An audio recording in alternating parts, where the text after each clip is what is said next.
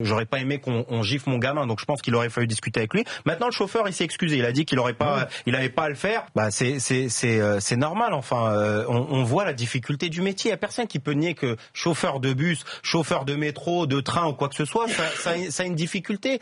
On demande de la sécurité. Ils conduisent quasiment 7 heures par jour, les chauffeurs de bus dans Paris. Non, mais c'est la à un raison moment donné, on leur demande de vendre le ça. ticket, de gérer la régulation, de faire en sorte que le bus il arrive à l'heure dans les bouchons.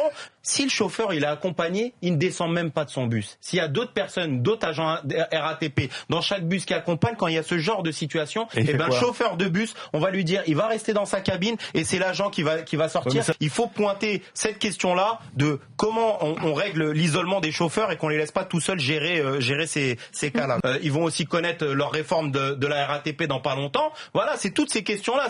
On va leur proposer encore des diminutions d'effectifs, des suppressions d'emplois, parce que c'est ce qu'est en train de faire la présidence de la RATP, supprimer des emplois et supprimer des lignes. Ils ont deux statuts, c'est-à-dire depuis 2009, tous les nouveaux entrants n'ont pas le statut du 1/5e, c'est-à-dire qu'ils gagnent une année sur 5 pour la retraite. La quasi-totalité de ceux qui sont dans la tranche en dessous de 2009, ceux qui ont ce 1/5e là, et on leur loupe rien du tout. C'est-à-dire que même quand ils se font cartonner et qui sont à 100% pas responsables, à l'inverse, quoi, qui sont pas en tort, on fait en sorte de leur mettre des mises à pied lourdes parce qu'on veut les lourder. Ils sont terrorisés, les chauffeurs de bus, par rapport à ce que eux ils appellent, c'est la BSP, c'est la brigade de surveillance du personnel. Ce sont des personnes qui montent dans le bus, des agents de la RATP en civil et qui font des rapports constamment sur les chauffeurs de bus.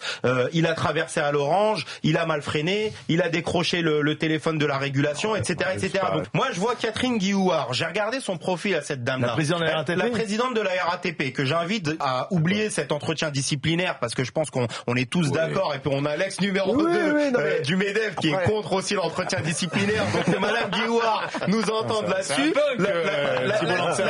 La deuxième chose, c'est que cette dame-là qui a fait l'ENA, qui est sortie parce que c'est tous des énarques, elle a été toute sa carrière que directrice financière. Et un minimum, c'est déjà de connaître le métier qui est celui du transport, qui est celui de la mobilité. On gère le transport public avec des personnes qui font le métier, qui connaissent la RATP et puis ceux qui l'empruntent.